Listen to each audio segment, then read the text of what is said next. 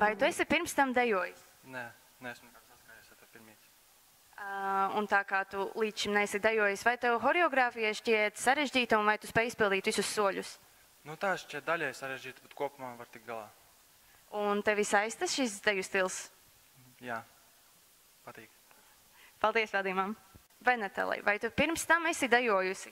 Jā, es dejoju agrāk, es dejoju 12 gadus balles dejas, un tagad 2 gadus es dejoju dinamikā. Man ļoti patīk, strādāt ar Dianu, un man patīk viņas darbs. Tev kā dejotājai šī tieši horeogrāfija šķiet sarežģīta, vai visi var tikt ar viņu galā un tev pašai kā sokas? Zināt, Dienas horeogrāfijas tā nav pārāk grūta. Ja mēs visi vairāk centīsimies, tad mēs visi tiksim galā un finālā mēs parādīsim fantastisku šovu. Diana, pastāsti lūdzu, kāda stila dejas iespējams apgūt deju studijā Dynamic Hit? Dejotājiem ir iespēja apgūt mūsdienu deju, kura ietveras sevi hip-hop, showdance, contemporary, jeb laikmetīgā deja, kā to dēvē Latvijā. No pagājušā gada ir iespēja apgūt valsi, salsu, un īstenībā es vienmēr miksēju šos deju stilus, jo tad tā deja kļūst tāda pilnīgāka, interesantāka. Daudziem no Miss un Misters finālistiem šī ir pirmā pieredze horeogrāfijā, un pavisam drīz viņiem jau būs jākāpj arī uz skatuves. Vai ir grūti viņus sagatavot priekšnesumam tik īsā laikā? Jā, kopumā mums ir tikai 8 nodarbības, tāpēc tas ir ļoti īsts laiks, lai apgūtu profesionāli horeogrāfiju, bet toties daudz no viņiem ir ar pieredzi, un tie, kuri nav dejojuši, viņi ļoti cenšas, un jau 4. nodarbības rezultāts ir redzams.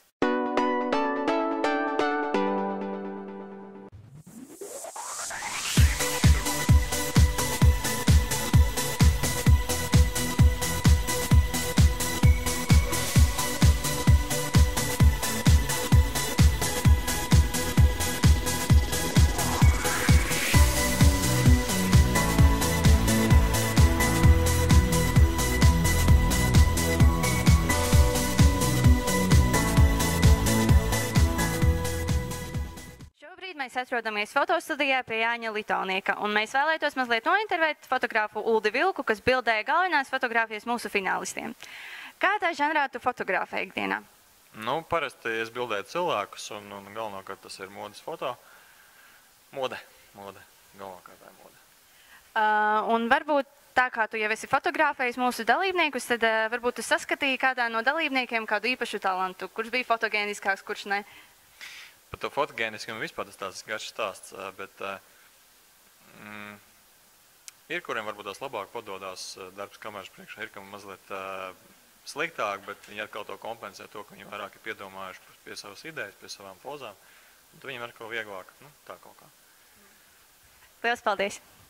Indra, tu kā vizāžiste varētu varbūt pastāstīt, kā foto un video make-ups atšķiras no parastā dienas vai vakara make-upa? Kādas ir īpatnības?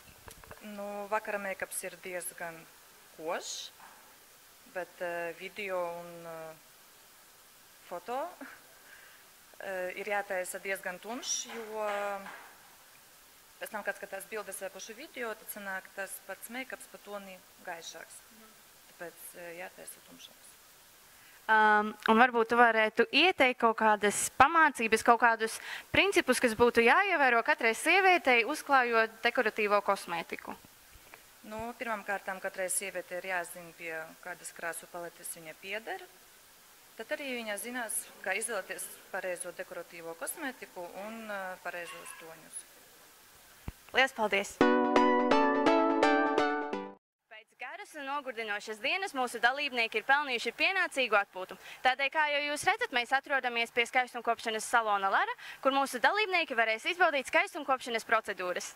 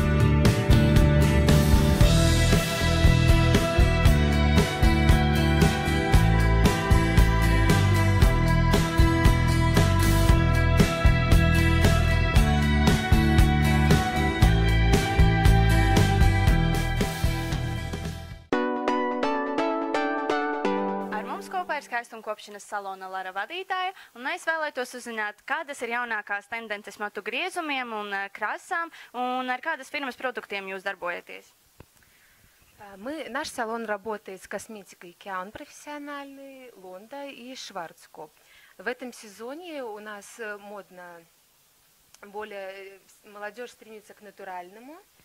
Покраски не яркие, это чаще натуральные цвета, темные, либо блондинки.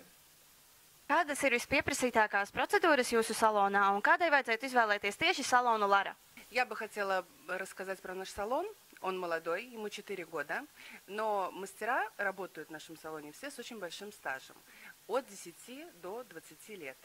Очень опытные, очень разбирающиеся, и мы всегда следим за новыми тенденциями. Наш салон предоставляет такие процедуры, как стрижку можно сделать в нашем салоне по последней моде, посетить солярий, выкрасить волосы, сделать маникюр, наращивание, мейкап. Мы всегда рады нашим клиентам и всех стараемся обслужить по их заказу. Kāpēc īpašos gadījumos make-up uzklāšana būtu jāuztic vizāžistam, nevis jāklāj tā pašas spēkiem? Vizāžistam ir noturīga dekoratīvā kosmētika, kura turēsies daudzreiz ilgāk nekā parastā. Un vizāžists zina arī tādas nianses, ar kuru viņš var pakorigēt seju, lai izskatītos daudz skaistāk. Kā tev, kā puisim šķiet, kuras skaistumkopšanas procedūras būtu jāveic katram vīrietim, un kuras skaistumkopšanas procedūras tomēr ir vairāk paredzētas sievietēm? Manuprāt, priekš vīriešiem vairāk dots matu griešana un klasiskais manikīrs, bet priekš sievietēm tā ir matu pieaudzēšana, make-ups, manikīrs, solārijas un daudz kas cits. Paldies! Benetele, kāda ir tava mīļākā skaistumkopšanas procedūra, ko tu visbiežāk apmeklē, un kāpēc? Runājot par mani, es visbiežāk apmeklēju manikīru. Manikīrs palīdz man atslabināties, un man liekas, ka katrai sievietei vajag būt sakoptai un skatīties, kādā stāvoklī viņai rokas un kā viņa vispār izskatās.